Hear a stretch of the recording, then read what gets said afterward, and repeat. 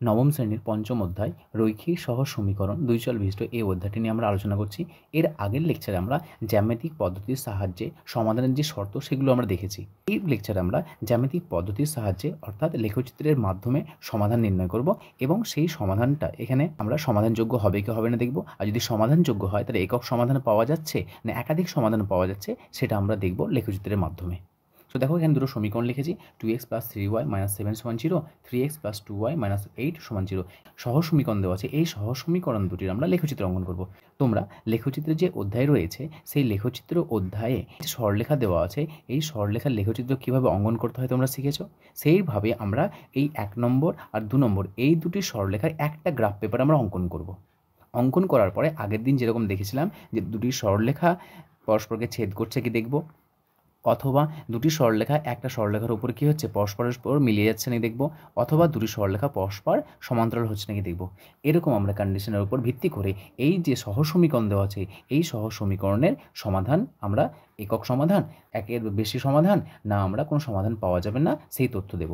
So প্রথমে আমরা এদের লেখচিত্র অঙ্কন করে নিই। প্রথমে দেখো 1 নম্বর আমরা লিখছি 1 নম্বর সরলরেখা থেকে পাই বা 1 নম্বর সমীকরণ থেকে পাই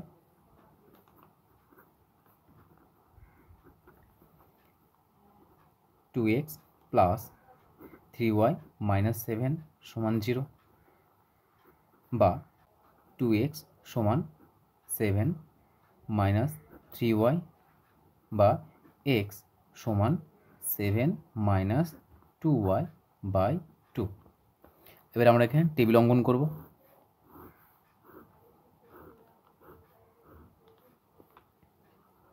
x y এর কী করবো আমরা, এইটা প্রথমে কী করলাম, প্রথমে এখান থেকে আমরা এক্সের মানটা বের করলাম। তুমি এখানে এক্সের মানটা বের করতে পারো, ওয়াইয়ের মানটা বের করতে পারো, কিন্তু আপার ক্লাসে যখন আমরা যাব সেখানে দেখবে সবসময় আমরা ওয়াইকে এক্সের মাধ্যমে প্রকাশ করি, ঠিক আছে।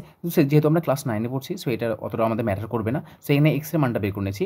এক্সের মান কত পেলাম দেখো, 2x + 3y - 7 = 0। এখানে আমরা 2x সমান দেখো 7 - 7 ডান দিয়ে গেলো +7 লিখলাম, +3y ডান দিয়ে গেল -3y পেলাম, আর এই দুইটা গুণের আকার ছিল তাহলে x সমান কত পেলাম 7 - 2y/2।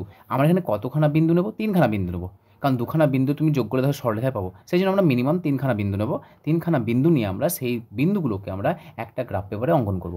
তাহলে প্রথমে কী নেব, প্রথম দেখো এখানে আমরা ওয়াইয়ের মান এমন বসাবো যেন পূর্ণ সংখ্যা আছে। তোমরা ভগ্নাংশ নিতে পারো, কিন্তু ভগ্নাংশ গ্রাফ পেপারে বসাতে গিয়ে একটু প্রবলেম হবে, সেই জন্য আমরা চেষ্টা করবো এখানে পূর্ণ সংখ্যা নেওয়ার।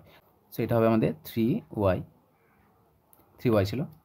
এবার দেখো এখানে আমরা ওয়াইয়ের মান বসাবো, তাহলে ওয়াইয়ের মান কত বসাবো, ওয়াইয়ের মান এমন বসাবো যেন আমি পূর্ণ সংখ্যা পাই। এখানে আমরা পূর্ণ সংখ্যা নিয়ে কাজ করবো। পূর্ণ সংখ্যা নিলে তোমার যে লেখচিত্র অঙ্কন করবো সেই লেখচিত্রতে পূর্ণ সংখ্যাগুলো বসাতে সুবিধা হবে। প্রথমে ওয়াইয়ের মান বসাচ্ছি আমি, দেখো এখানে যে শূন্য বসাতে 7/2, তার মানে ভগ্নাংশ আসছে 3.5 আসবে, তার মানে ওয়াইয়ের মান লিখছি আমি, এখানে লিখছি আমি -1, তো -1 নিলাম। তাহলে -1 যদি নেওয়া হয় তাহলে কত হবে এখানে বসাও 7 - 3, ওয়াই জায়গাতে -1 বসাও। দেখো তাহলে ক্যালকুলেট করলে কত আসছে 7 - +3/2 = 10/2 = 5। তাহলে এটা কার মান পেলাম x সমান, তাহলে x এর মান কত পেলাম 5, তাহলে y এর মান -1 বসিয়ে x এর মান পেলাম 5। এবার বলবে যে স্যার এখানে y এর মান যে -1 বসাতে হবে কী করে বুঝলাম, কারণ দেখো এখানে আছে কত বলো তো, এখানে পূর্ণ সংখ্যা আনবো, এক্সের পূর্ণ সংখ্যা নেবো। তাহলে বলো তো এই 7-এর সঙ্গে 3 বাদ দিলে কত হয় 4 আসবে, সেটাও নিতে পাবো আমি। তার মানে এই ওয়াইয়ের মানটা আমাকে বসাতে হবে। তাহলে ওয়াইয়ের মানটা এমন বসাবো যেন এটা বিয়োগ করে আমার পূর্ণ সংখ্যা আসে এবং যে পূর্ণ সংখ্যাকে আমি 2 দ্বারা ভাগ করতে পারবো। তাহলে দেখো 7 থেকে 3 বাদ দিলে 7 - 3 কত আসবে 4, 2 দিয়ে ভাগ করতে পারবো। -1 করলাম তাও ভাগ করতে পারবো। এরপর দেখো আমরা -1 বসলাম, 1 বসিয়ে এক্সের মান কত পেলাম 5, ওয়াইয়ের মান 1 বসাও। তাহলে ওয়াইয়ের মান যদি 1 বসায় তাহলে দেখো 7 - 3 4, 2 ভাগ করলে 2 আসবে, ক্যালকুলেট করে নাও। 7 - 3 × 1/2, এটা কার মান এক্স এর মান, ওয়াইয়ের মান কত বসাচ্ছি 1 বসাচ্ছি। তাহলে এটা আসছে আমাদের 7 - 3 সমান আসছে আমাদের 4/2 সমান কত আসছে 2। শুধু দুখানা মান পেলাম। এবার ওয়াইয়ের আরেকখানা মান নাও, তাহলে ওয়াইয়ের কত মান নেব,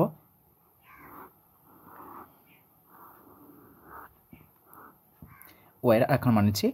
তাহলে এক্স সমান ওয়াইয়ের মান নাও 5, কারণ মুখোমুখি ক্যালকুলেট হচ্ছে দেখো 7 3 × 5 = 15, তাহলে 8-এর সাথে 15 আসছে। এখানে মান বসাও 7 - 3 × 5/2, এক্স এর মানটা বের করো। তাহলে 7 - 3 × 5 = 15/2, তাহলে কত আসছে -8/2 = -4। তাহলে এক্স এর মান কত পেলাম -4, ওয়াইয়ের মান 5 বসিয়ে এক্স এর মান পেলাম 4।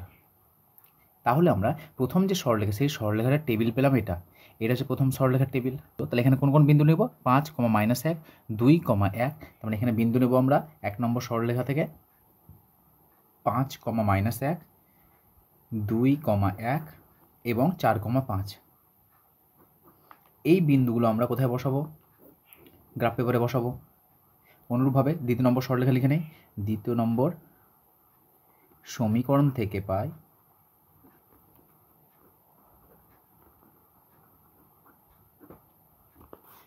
দ্বিতীয় নম্বর সমীকরণ থেকে কত পাচ্ছি? 3x + 2y - 8 = 0। এখানে মান বের করো। বা 3x সমান -8 ডান দিকে গেলে +8 প্লাস 2y ডান দিকে গেলে -2y বা x সমান কত পাচ্ছি আমরা? 8 - 2y / 3। টেবিল অঙ্কন করো।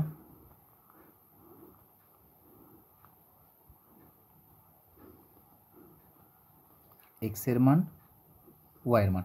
এবার দেখো এখানে কার মান বসাতে হবে? এখানে আমার y এর মান বসাতে হবে। সো y এর মান কত নেব? y এর মানে এমন বসাবো যেন আমার 3 দ্বারা ভাগ যায়। তাহলে এখানে দেখো প্রথমে y এর মান কত বসাবো? y এর মান যদি আমরা 4 বসাই, তাহলে দেখো 4 বসালে 4 2 8, 8 - 8 0 হয়েছে। তাহলে y এর মান 4 বসাও, অর্থাৎ x এর মান কত? 8 - 2y / 3। তাহলে এখানে কত লিখছি? y এর মান প্রথমে বসাচ্ছি আমরা 4। তাহলে কত পাচ্ছি? 8 - x এর মান 8 - 2 × 4 / 3 = 8 - 8 / 3 = 0। তাহলে x এর মান কত পেলাম? x এর মান পেলাম 0। তো এখানে আমরা y এর মান 4 বসিয়ে x এর মান পেলাম 0। এবার অপর একটি মান বসাবো। নেক্সট বসাও। দেখো এখানে 8 আছে, তাহলে 8 এর সঙ্গে যদি আমি যোগ করি তাহলে কিছু একটা পাবো। দেখো 8 আছে, এখানে y, তাহলে y এর মান কত বসাবো? y এর মান যদি আমরা -5 বসাই, তাহলে মাইনাসে প্লাস, প্লাস 5 × 10 আর 8 = 18। তাহলে 18/3, 3 দিয়ে কাটাকাটি যাচ্ছে। তাহলে y এর মান বসাও, -5 বসাও। -5 বসিয়ে কত পাচ্ছি? x সমান 8 - 2 × -5/3 = 8 - প্লাস 10/3 সমান হচ্ছে 18/3 সমান হচ্ছে 6। তাহলে x এর মান কত পেলাম? 6। y এর মান কত বসিয়ে? -5 বসিয়ে x এর মান পেলাম 6। এবার অপর একটি মান বসাবো। y এর মান 7 নাও, তাহলে y এর মান 7 নিলে কত হচ্ছে? 7 × 14, 8 আর 6 14, 3 দিয়ে কাটাকাটি যাচ্ছে। তাহলে y এর মান নিচ্ছি আমরা, y = নিচ্ছি আমরা 7। তাহলে y এর মান 7 নিলে x এর মান 8 - 2 × 7/3 = 8 - 14/3 = কত আসছে আমাদের? 8 - 14 মানে হচ্ছে -6/3। কাটাকাটি করলে কত আসছে আমাদের? -2। y এর মান 7 বসিয়ে, তাহলে y এর মান 7 বসিয়ে আমরা x এর মান কত পেলাম? -2। তাহলে বসাও এখানে -7 এর জন্য x এর মান পেলাম 2 -2। সো x এর মান +7 এর জন্য পেলাম -2। তাহলে দেখো এটা পেলাম আমরা দ্বিতীয় সরলরেখা, এটা পেলাম প্রথম সরলরেখা। তাহলে দ্বিতীয় সরলরেখা কোন বিন্দুগুলো আমরা বসাবো? 0, 4, 0, 4, 6, -5, 6, -5 আর -2, 7, -2, 7। এই বিন্দুগুলো বসাবো আমরা গ্রাফ পেপারে। তাহলে প্রথম সরলরেখার এই বিন্দুগুলো বসালে পরস্পরকে যুক্ত করলে আমাদের প্রথম সরলরেখার লেখচিত্র পাবো, আর এই বিন্দুগুলো পরস্পর বসিয়ে যুক্ত করলে আমরা দ্বিতীয় সরলরেখার লেখচিত্র পাবো। এবার আমরা এই বিন্দুগুলো গ্রাফ পেপারে বসাবো। এবার আমরা গ্রাফ পেপারে বিন্দুগুলো বসাবো। প্রথমে আমরা x অক্ষ y অক্ষ অঙ্কন করে নিই। তোমরা এই গ্রাফটা অঙ্কন করার সময় পেন ইউজ করবে না, পেন্সিল ইউজ করবে। তোমাদের বোঝার সুবিধার জন্য আমি পেন ইউজ করছি।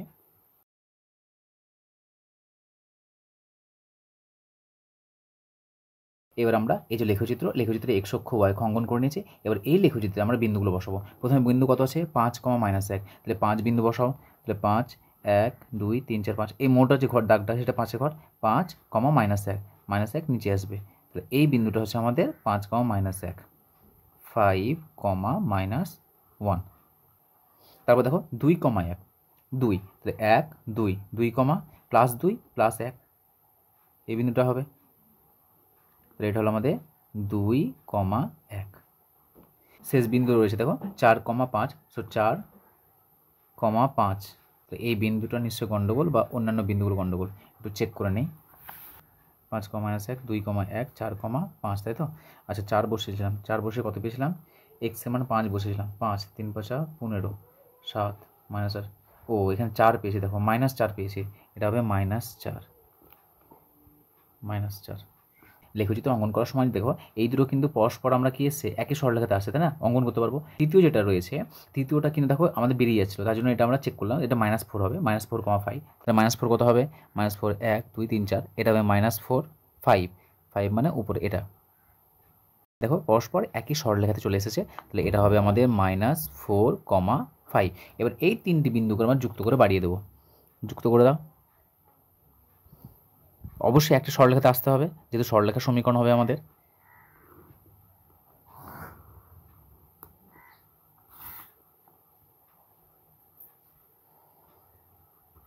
এটাকে নাম দাও এ বি। তাহলে প্রথম যে সরলরেখাটা পেলাম, প্রথম সরলরেখাটার নাম দিলাম আমরা এ বি। তাহলে প্রথম যে সরলরেখার সমীকরণ, এই প্রথম সরলরেখার সমীকরণটা কত পেলাম আমরা, এ বি। সো এর উপরে লিখে দিতে পারো সরলরেখাটা কত পেয়েছি, এটা কার আমরা লেখচিত্র পেলাম, প্রথম সরলরেখাটা। তাই এটা হচ্ছে 2x + 3y - 7 = 0। এটা সরলরেখার সমীকরণ লেখচিত্র। দ্বিতীয় লেখচিত্র অঙ্কন করবো আমরা। দ্বিতীয় লেখচিত্র কত করবো, দেখো 0,4 বসাও, 0,4 0,4 +4 উপর দিয়ে যাবে, এটা আসবে আমাদের, এটা হলো আমাদের 0,4। দ্বিতীয় আছে 6, -5 6 5 6 6, -5 -5 মানে নিচের দিকে আসবে, এটা হচ্ছে 5। সো এই বিন্দুটা হলো 6, -5 6, -5। আর আছে -2,7 -2,7 1 2 2 7 5 6 7, এটা হলো আমাদের -2,7। তাহলে কোন কোন বিন্দু পেলাম, এই বিন্দু পেয়েছি, এই বিন্দু পেয়েছি, আর এই বিন্দু। এই তিনটি বিন্দুকে যুক্ত করে বাড়িয়ে দাও, অবশ্যই একই সরলরেখাতে আসবে। আচ্ছা এই বিন্দু, এটা এটা আর এটা, তিনটি বিন্দুকে যুক্ত করো, এটা এটা এটা একই সরলরেখাতে এসছে, যুক্ত করে বাড়িয়ে দাও। এটা নাম দিলাম সি ডি।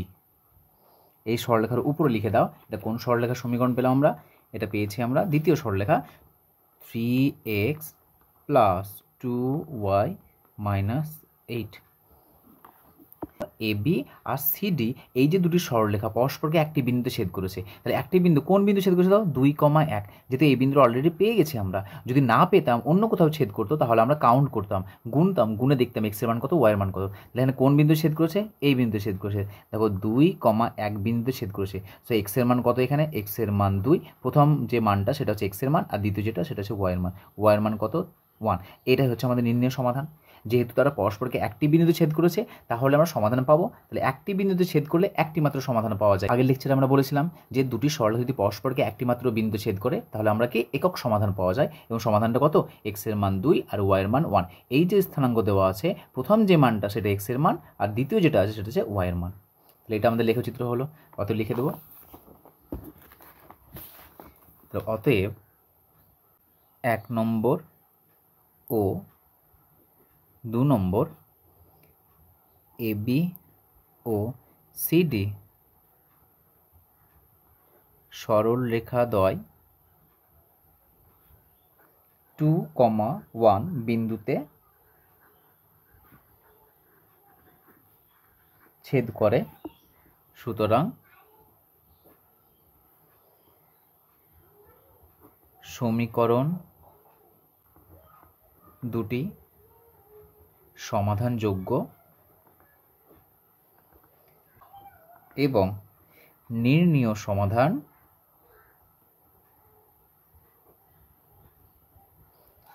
এক্স সমান কত পেয়েছি আমরা 2 আর ওয়াই সমান 1। এটা হচ্ছে আমাদের অ্যান্সার। তাহলে এই যে দুটো সমীকরণ দেওয়া ছিল, সেই দুটো সমীকরণের আমাদের লেখচিত্র কত পেলাম, আমরা এইটা লেখচিত্র পেলাম। এই লেখচিত্র থেকে এর সমাধান কত পেলাম, 2,1। সো এইভাবে আমরা যখনই জ্যামিতিক পদ্ধতি বা লেখচিত্রের সাহায্যে সমাধান করতে বলবে রৈখিক সহজ সমীকরণ, সো একটা গ্রাফের মধ্যে দুটোকে আমরা কি করব, ছবি অঙ্কন করব। দুটোকে ছবি অঙ্কন করার পর যদি ছেদ করে পরস্পরকে, তাহলে আমাদের সমাধানযোগ্য, মানে সমাধান পাচ্ছি। সমাধানযোগ্য কথার অর্থ হচ্ছে সমাধান পাওয়া যাচ্ছে। তাহলে কত পেলাম সমাধান, 2,1। এবার যদি আমরা দেখা হলো ছবি অঙ্কন করার সময় আমাদের এরকম হয়ে গেল, ধরুন এরকম একটা ছবি পেয়েছি আমি, এরকম একটা ছবি পেলাম, আর অপর একটা ছবি পেলাম, এটা এরকম পেলাম। ধরুন এটা পেয়েছি এ বি আর এটা পেয়েছি সি ডি, দুটো সরলরেখা। তাহলে তাহলে এই দুটি সরলরেখা পরস্পর কোনোদিন ছেদ করছে? যদি ছেদ না করে তাহলে এখানে লিখে দেবো কোনো সমাধান পাওয়া যাচ্ছে না, কোনো সমাধান নেই। আর অপর একটি ছবি কীরকম হতে পারে? যদি এরকম হয় যে দুটো ছবি ধরে নাও এরকম আছে আমাদের, আমরা এবি একটা ছবি অঙ্কন করলাম, এটা পেয়েছি, এটা হচ্ছে আমাদের এবি। আবার দেখা গেল আবার একটা ছবি অঙ্কন করছি, সিডিটাও এবির উপরে চেপে যাচ্ছে। যদি চেপে যায় তাহলে আমরা কি, এটাও সিডি। তাহলে তারা যদি পরস্পর চেপে যায় তাহলে কী করবো? এটাকে বলা হচ্ছে সমাপতিত। সমাপতিত হলে এটাকে বলবো অসংখ্য সমাধান রয়েছে। তাহলে গেল অসংখ্য সমাধান, এটা পেলাম আমরা একমাত্র সমাধান। আর এইরকম যদি ছবি আসে তাহলে সেখানে বলবো কোনো সমাধান নেই। এই গেল আমাদের জ্যামিতিক পদ্ধতির সাহায্যে সমাধান, অর্থাৎ লেখচিত্রের মাধ্যমে আমরা সহজ সমীকরণের সমাধান করলাম।